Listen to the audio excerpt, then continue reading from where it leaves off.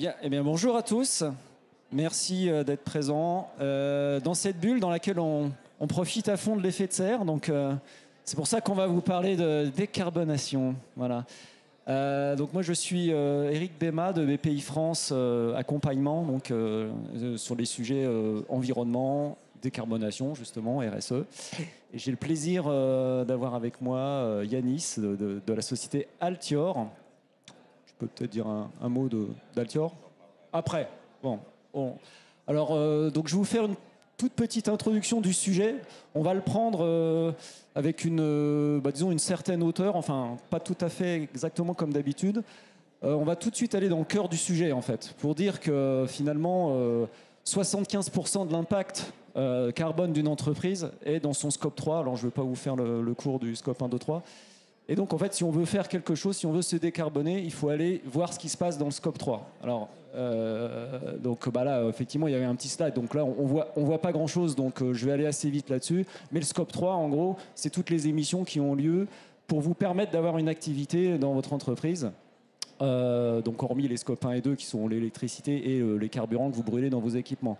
Alors, pour vous permettre d'avoir une activité, c'est à peu près tout, dont depuis les matières que vous utilisez, les gens qui doivent se déplacer, vos clients aussi, la fin de vie, l'usage de vos équipements, etc. Et donc c'est là que c'est difficile, puisque pour la plupart de ces sujets-là, vous n'avez pas la main, vous, en tant qu'entreprise, sur ces aspects. Alors un petit rappel, parce que en fait, Yanis va vous parler de ça justement. C'est la pyramide de la valeur, donc de l'économie donc linéaire. Donc c'est pas un scoop, hein, on est dans une économie linéaire, ce qui fait que toute la valeur qu'on crée quand on produit, par exemple, qu'on fabrique un objet, toutes les opérations qu'on a faites, qui ont toutes de la valeur et qui ont toutes émises du CO2, après elles sont au service d'un usage qui est relativement réduit. Parfois ça sert une fois, et l'objet on le jette, et si on le jette instantanément, il va perdre toute sa valeur. Donc là, l'enjeu qu'on a tous pour se décarboner, puisque en fait se décarboner, c'est en grande partie économiser les matières, et bien, ça va être de modifier cette pyramide et surtout d'agrandir sa base jaune, hein, c'est-à-dire à la fois il faut augmenter le temps d'usage, donc la durée de vie des équipements, mais aussi leur taux d'usage, c'est-à-dire par exemple les partager le plus possible. Et ça se fait au prix de reconcevoir les produits, justement. Donc ça démarre à l'éco-conception. Et puis ensuite de penser toutes les façons de réemployer, réutiliser, remanufacturer les objets. Donc là, c'est les boucles la plus noble, hein, c'est le réemploi, c'est réutiliser l'objet dans son entièreté. Jusque la boucle la plus longue et la moins intéressante, finalement, c'est le recyclage, puisque là, on va ne réemployer que les matières et non plus les parties d'objets ou les objets eux-mêmes. Voilà. Voilà. Donc j'ai été très court, mais en fait, c'est normal, puisque c'est Yanis qui va vous parler d'Altior et c'est le plus intéressant. Ouais, bonjour à tous. Donc, un petit mot sur Altior. Nous, on fait de l'innovation dans les objets électroniques. On les éco-conçoit, on les industrialise, on les produit, et puis depuis peu, on les remanufacture. Donc, on a tout ce qui est fabrication et tout ce qui est innovation. Donc, le lab, accompagnement dans votre démarche d'innovation. Et la fab, concevoir et fabriquer les produits. On est une petite ETI, un peu plus de 250 personnes. Et on vient d'Orléans. Et depuis 3 ans, on a énormément progressé sur ce sujet de l'impact. Donc on est au niveau du COMEX de la boîte, on s'est tous pris notre claque écologique et on s'est dit qu'est-ce qu'on fait. On a eu le choix entre débrancher la prise et puis se servir de notre magnifique outil pour avoir de l'impact et créer des produits qui servent à la transition. C'est ce qu'on a décidé de faire et on a embauché 3 personnes des ingénieurs développement durable. Et pendant cette période, on a appris à faire les maths. Et ça, c'est un truc que je répète hyper souvent quand on veut comprendre son impact, que ce soit au niveau de produit ou au niveau de l'entreprise. Faire les maths, c'est hyper important parce qu'on a énormément de mauvais réflexes sur ces sujets de qu'est-ce qui a de l'impact ou qu'est-ce qui a pas de l'impact, comment je réduis mes émissions. Et Eric en a parlé, et un truc dont on se rend compte très rapidement, c'est effectivement comment on fait baisser son scope 3. Nous, on fabrique des produits, on fabrique peut-être 800 000 produits électroniques par an.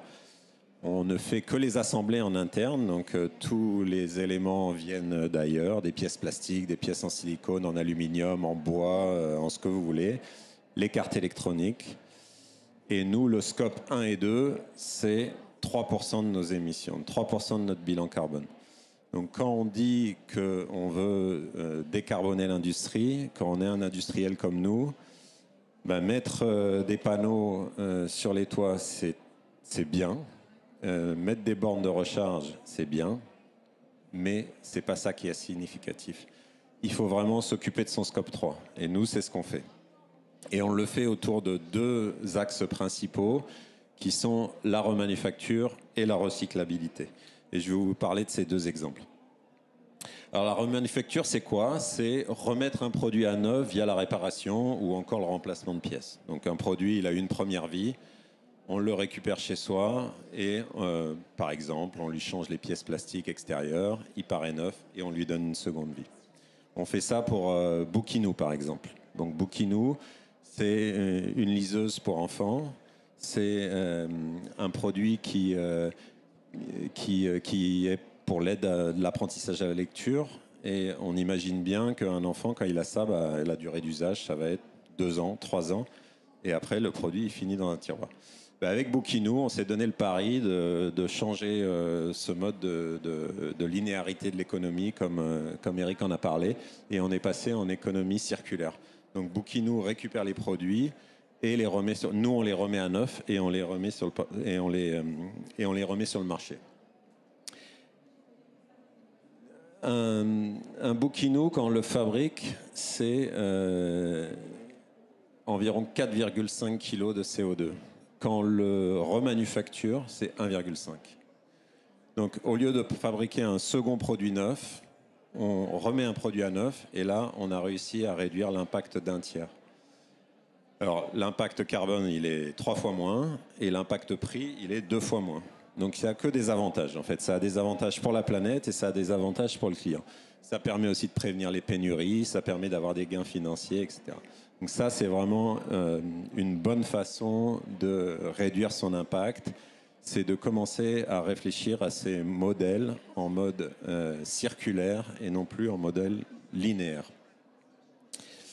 Voilà. Le deuxième sujet dont je veux vous parler aujourd'hui, c'est la recyclabilité. Alors qu'est-ce que c'est? C'est récupérer des pièces en fin de vie et avoir un process de régénération de la matière propre qui permet une réutilisation.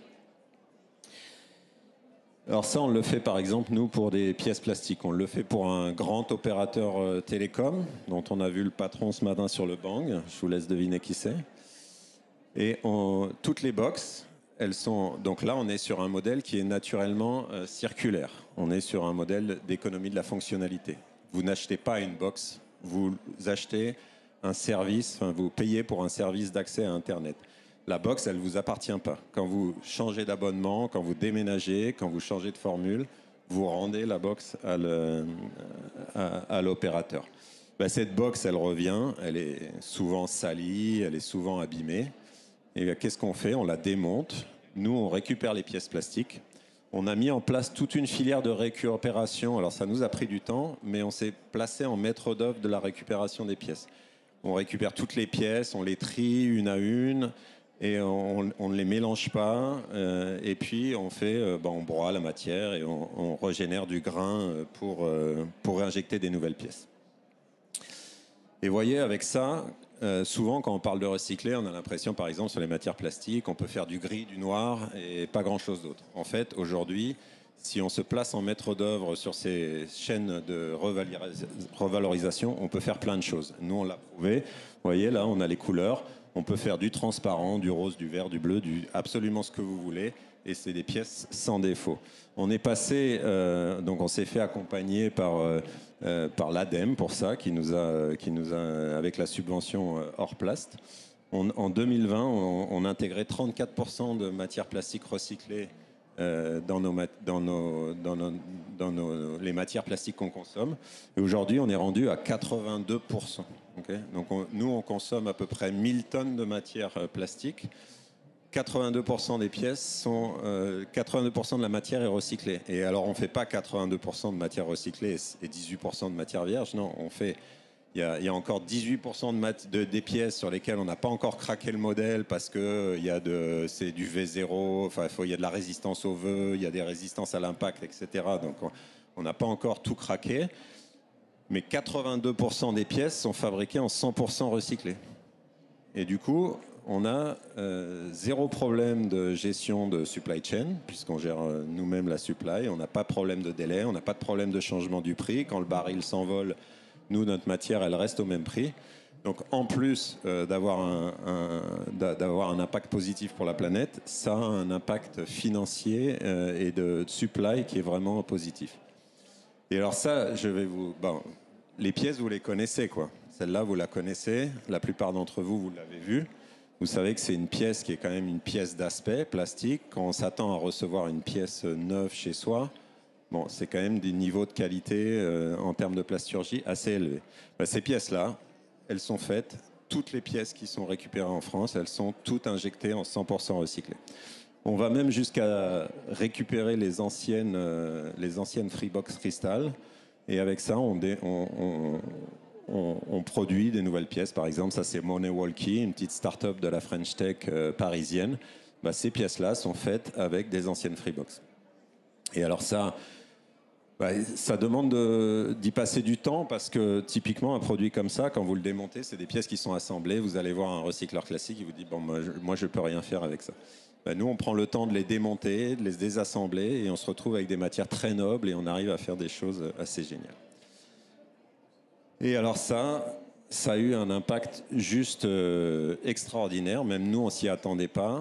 Sur notre bilan carbone, sur notre scope 3, l'utilisation de cette matière recyclée, ça a fait baisser à ISO chiffre d'affaires. Donc il n'y a pas de triche là-dessus.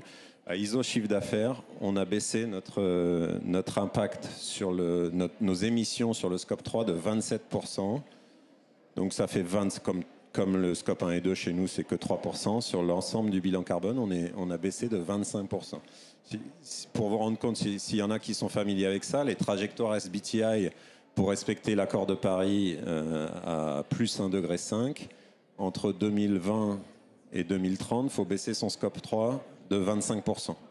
Bon, nous, grâce à ça, en 3 ans, on a réussi le pari. Donc voilà, c'est vraiment le message que je voulais faire passer.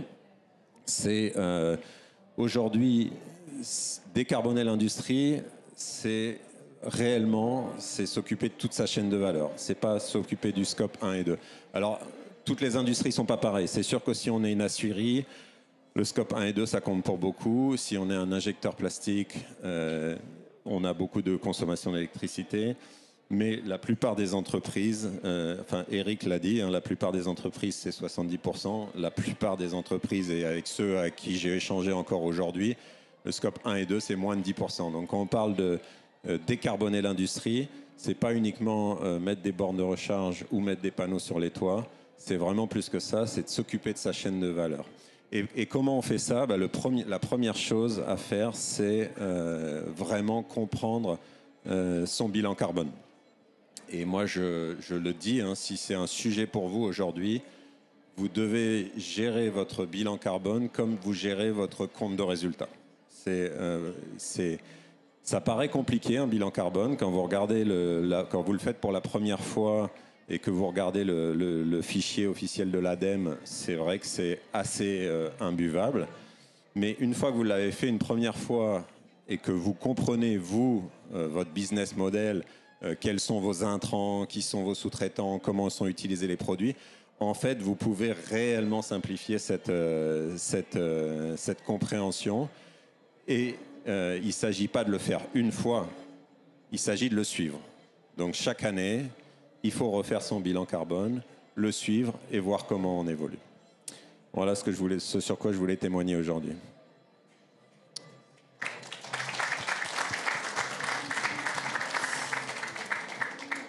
Oh, merci beaucoup Yanis. On a pas mal de temps pour des questions.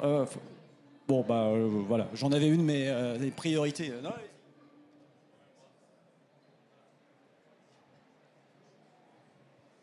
Merci beaucoup, bravo. Merci de votre témoignage. J'ai 2 questions, en fait. J'ai le droit de les poser ensemble. En fait, vous mentionniez, il me semble, au début que vous étiez plutôt, on va dire, en milieu de chaîne de valeur, enfin, assembleur. Du coup, j'ai 2 questions. J'ai une question. Souvent, ce qui est compliqué dans ces approches, c'est le fait de récupérer les produits. Donc, j'avais une question sur Bookinou.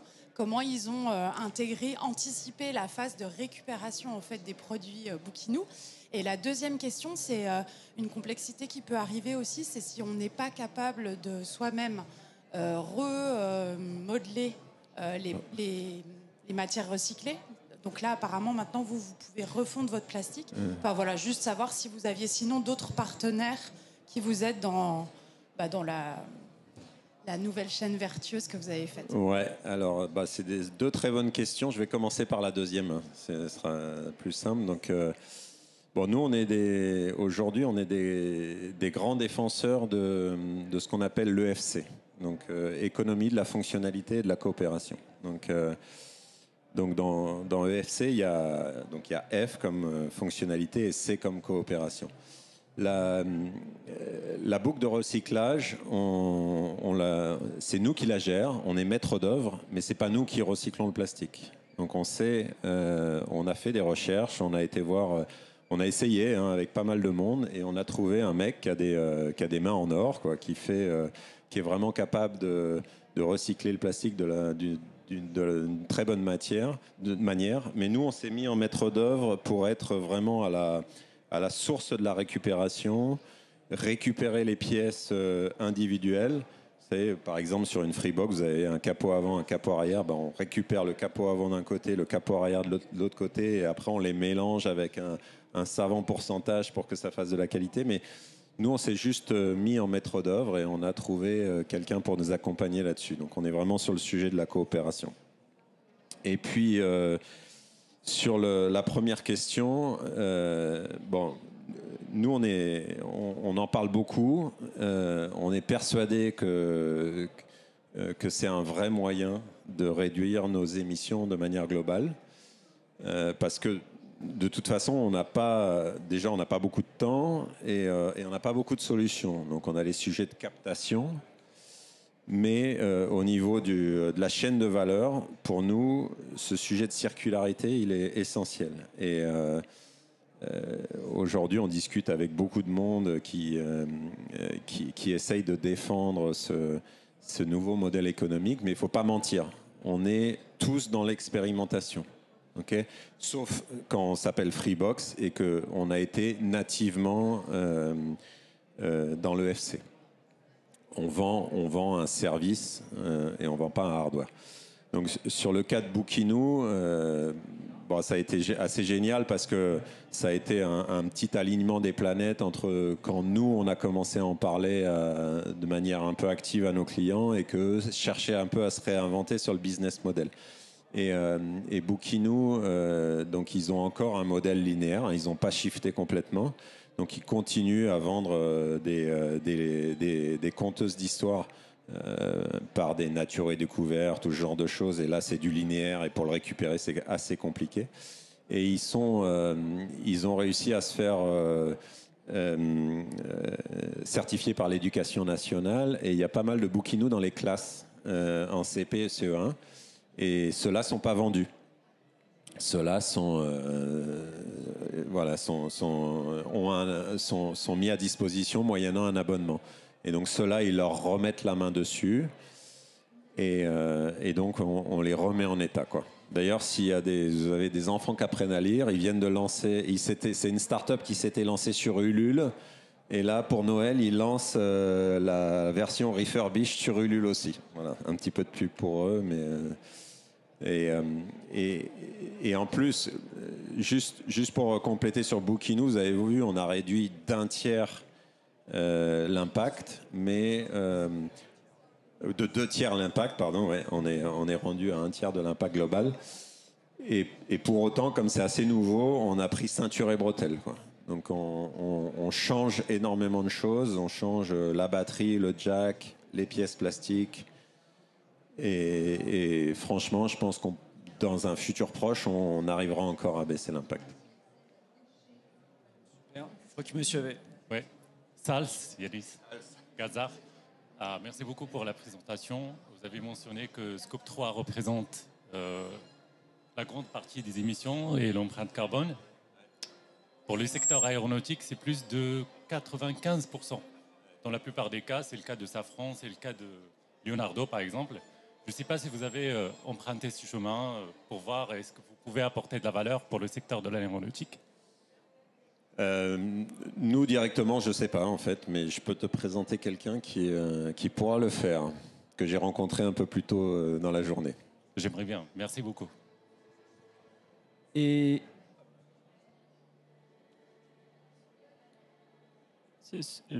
bonjour, je vais reprendre un peu la première question justement sur l'accompagnement au changement aussi avec les éco-organismes, puisque aujourd'hui la majorité de vos produits finalement, c'est des metteurs sur le marché qui font partie d'un éco-organisme ou financent un éco-organisme. Est-ce que le fait de les faire bouger sur ces questions-là pourrait revoir un peu le fonctionnement en fait de la récupération des produits? Bon, nous, on commence à discuter activement avec eux. Il faut se rendre compte qu'aujourd'hui, si c'est pas une machine à laver ou un sèche-linge ou un ordinateur ou un téléphone qui arrive chez eux, quand c'est un bouquinou, donc un petit IoT qui regarde avec des grands yeux, ça aujourd'hui, ça finit incinéré ou enfoui. Faut le savoir quand même, hein. Donc, si vous êtes metteur sur le marché de ce genre de produit, vous devez réellement vous poser la question de la fin de vie pour que ça n'arrive pas, quoi. Mais justement, en fait, aujourd'hui, eux, est-ce qu'ils ont une manière de faire en sorte à ce qu'ils puissent mettre une collecte spécifique et de manière à ce que vous puissiez les reprendre pour les remanufacturer? Pour l'instant, non, pas sur les volumes. Et ça, on peut le faire. On commence à le voir, mais c'est géré directement au niveau des distributeurs. Par exemple, je vends chez Nature et Découverte, je mets un carton chez Nature et Découverte. Voilà. alors, il y a d'autres questions, non? Ah, bah allez. Je m'excuse, je suis passionnée par le sujet. En fait, je me demandais si ça avait eu un impact sur votre portefeuille client, parce que vous avez quand même pas mal changé votre service finalement. Donc, est-ce que ça a modifié ces aspects-là aussi? Aujourd'hui, on essaye de convaincre, en fait. Donc, nous, on fabrique des produits électroniques pour des tiers, donc qui arrivent avec un cahier des charges. Jusqu'à il y a 2 ans, à partir d'un cahier des charges, on leur faisait un chiffrage. Combien ça va te coûter la R&D, combien ça va te coûter l'assertif, les outillages, et ton prix produit sera tant. Voilà. Depuis 6 mois, on leur chiffre tout ça. Et en plus, on leur dit, dans le futur, si tu veux remanufacturer ton produit, ça te coûtera tant. Alors, on prend des hypothèses très grossières, hein, parce qu'on n'a pas commencé à étudier le produit. Mais bon, on a quand même une bonne expérience là-dessus. Donc, on dit, bon, ben voilà, on va changer 2 coques plastiques, une batterie. Voilà, ça te coûtera tant à changer. Et le fait de faire ça commence à faire évoluer les mentalités. Voilà. Mais aujourd'hui, il faut parler impact et euros. Impact, ça ne suffit pas. Bon, je vais poser. Ah, monsieur, allez-y. C'est un peu en complément, mais du coup, le Bookinou pourrait avoir un modèle à la Freebox, finalement faire un fil mensuel, récupérer les coordonnées à l'activation. Exactement, mais c'est ce que je disais. Aujourd'hui, on est sur l'exploration de ces trucs-là, donc chaque business model est assez différent.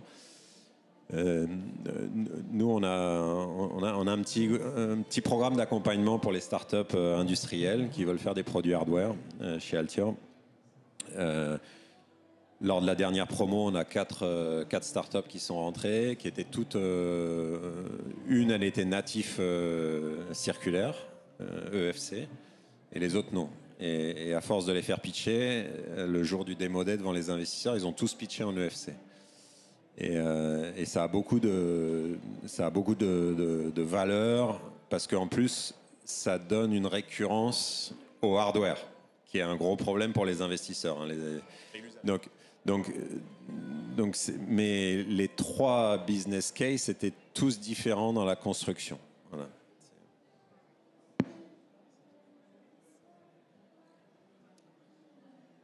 Alors, j'avais une question, mais piège.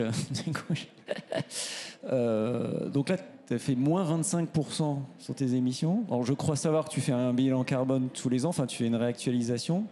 Alors, petite page de pub, Diac Décarbonation BPI France, 6 000 euros, c'est pas cher. 6 000 euros le bilan carbone. Et ça rapporte gros. Mais comment est-ce que tu as maintenant un plan pour... comment tu peux aller plus loin? Parce que là, tu as fait quelque chose d'hyper dur et tu es allé dans le dur, je dirais. Et maintenant, est-ce que dans ta feuille de route, il y a d'autres choses Ouais, elle est pas piège du tout, en fait. Parce qu'aujourd'hui, c'est ce que je disais tout à l'heure. Moi, si vraiment vous voulez vous soucier de votre impact, vous devez gérer votre bilan carbone comme votre compte de résultat. Donc, et franchement, c'est pas rocket science. Vous consommez du gaz, de l'électricité, la flotte des véhicules qui consomment de l'essence ou du gasoil, sauf s'ils sont électriques, donc là c'est zéro. Les fuites de clim pour scope 1 et 2. Voilà, après scope 3, c'est tous vos intrants matières, l'énergie pour transformer, l'utilisation, la fin de vie, les transports, les déplacements des collaborateurs. Très simplifié. Mais bon, quand vous connaissez votre entreprise, vous avez une très bonne vision de ça. Moi, je sais, et même comme nous, on le produit chaque année, on a automatisé la production du bilan carbone. Donc, on sait exactement combien de tonnes d'ABS on consomme, combien de tonnes de PC, combien de tonnes d'aluminium, combien de tonnes d'acier, etc. On sait exactement ce qu'on consomme en matière. On sait ce qu'il y a en utilisation, en énergie d'usage des produits. On sait ce qu'il y a en transport. Donc, une fois que tu as ton fichier Excel, tu fais ton Pareto, quoi. Donc là, on est rendu à 82% sur le plastique. Donc on va arriver au bout, parce qu'il y en a certains. Là, on vient de craquer le V0, donc on devrait passer encore un cap, mais on va pas aller tellement plus loin. Par contre, on se rend compte que sur l'alu, on n'a encore rien fait. On se rend compte que, avec les sujets d'économie circulaire et de durée de vie, on a encore des trucs. Donc, c'est sûr que quand tu te dis, j'ai déjà fait 25%, qu'est-ce qui reste? Non, en fait, tu prends ton fichier et puis tu tacles les sujets les uns après les autres, quoi. Merci. Est-ce qu'il y avait... Monsieur, question? Allez, petite question. Rapide, alors en 2 minutes 30, mais sujet complexe, CSRD, puisque vous êtes quand même loin devant sur toutes les logiques d'économie de la fonctionnalité. Quel conseil vous pourriez donner aux PME qui s'inquiètent de voir arriver la CSRD? Ouais, alors pour le coup, chez nous, ils sont... Donc là, on a fait carbone tunnel. On a regardé les émissions carbone et en fait, il y a beaucoup plus que ça. Il y a l'eau, il y a la biodiversité, et puis il y a toute la RSE au sens large. Donc nous, on est passé société à mission l'année dernière. C'est un gros sujet pour nous. On fait notre petit rapport RSE tous les ans, bien qu'on ait une PME. Le sujet CSRD, c'est encore un cran au-dessus, quoi. Bon, mais voilà, il faut absolument se faire accompagner, pour le démarrage en tout cas. Et après, faire ses devoirs, c'est pas si compliqué que ça, mais en tout cas pour juger quels sont les facteurs de risque principaux et les mesurer. Bon, nous, on vient de faire une formation BPI. Tu vois, on a été se former par BPI pour avancer. On travaille aussi avec ZEI, mais bon, vous en avez d'autres pour ces sujets. Mais un truc est sûr, c'est que ça coûte des sous. Voilà. Sauf que si vous prenez pas le pas maintenant, vous allez sans doute y laisser des plumes dans le futur, quoi. Nous, on n'a pas une personne qui s'occupe de la RSE, parce qu'on est une PME. Par contre, on a créé un organe de gouvernance qui s'appelle le comité RSE. Voilà. Donc il y a le HSE qui est dedans, donc il y a la qualité qui est là, il y a la marque employeur, il y a quelques personnes qui ont pas mal d'affinités sur ces sujets, il y a les RH, et voilà, et chacun fait sa petite part de boulot, quoi. On a la chance en France d'être, quand on est PME française, j'en parlais ce midi là, on est naturellement assez RSE natif. Voilà. On est sur un certain nombre de trucs, on n'est pas trop mal. Mais c'est, très peu formalisé. Et demain, on va vous demander de formaliser. Enfin, si vous voulez un EcoVadis ou quoi que ce soit, il faut formaliser. Et puis surtout, il faut faire le last mile par rapport au state of the art. Voilà. Parce que bon, on se dit, harcèlement, ça va, chez moi, cette petite PME, ça a l'air d'aller. Mais ouais, en fait, on ne sait pas, quoi. C'est quoi la procédure d'alerte, c'est qui les référents. Voilà. Mais il faut du monde pour s'en occuper. Ouais. C'est sûr que si on est déjà tout le monde à 120% sur le pont en opérationnel, ça ne marche pas, quoi. Faut rajouter un peu de la ressource, quoi. Bien. Eh ben, merci beaucoup, c'était passionnant. Merci, bravo. Merci à tous.